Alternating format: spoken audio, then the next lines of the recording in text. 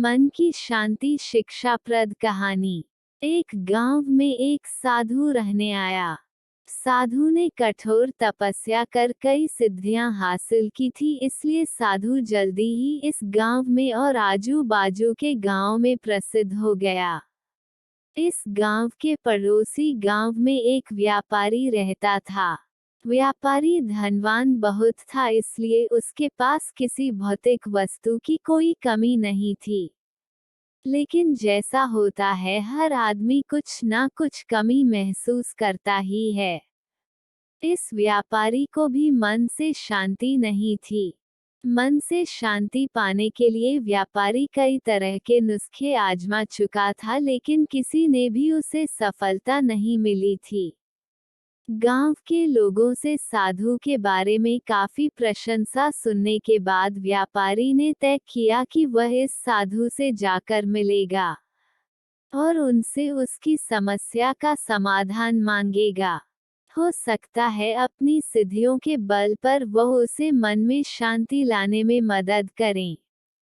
अगले दिन व्यापारी साधु जहां रहता था उस कुटिया के पास पहुंच गया। व्यापारी ने अपने मन की सारी बात साधु को अच्छे से बताई।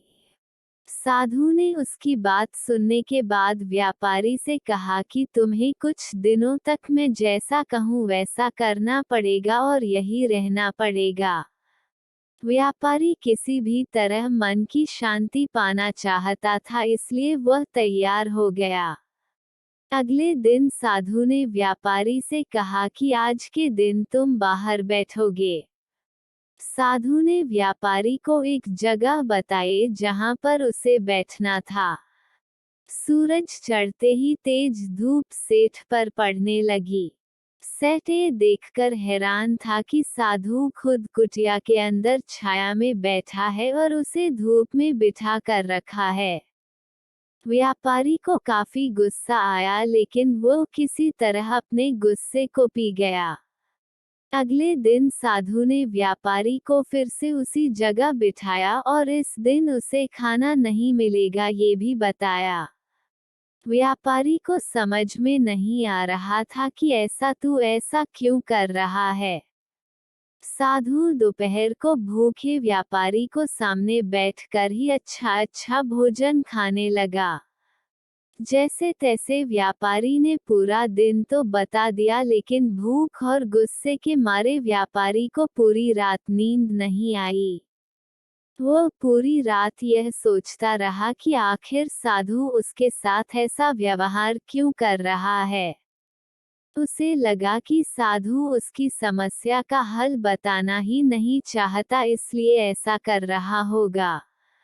इसलिए सुबह उठते ही उसने अपना सामान लिया और वहां से जाने की तैयारी की। व्यापारी को जाता हुआ देखकर साधु ने उसे रोका और अपने पास बुलाया। साधु ने पूछा कि वह क्यों वापस जा रहा है। व्यापारी ने कहा कि वह जो पाने के लिए यहाँ आया था वह उसे मिला ही नहीं, इसलिए उसका वहां पर रहना व्यर्थ है। साधु ने उसे कहा कि मैंने तुम्हें बहुत कुछ दिया, लेकिन तुमने कुछ लिया ही नहीं। व्यापारी को कुछ समझ में नहीं आया। वह बोला, आपने तो मुझे कुछ भी नहीं दिया।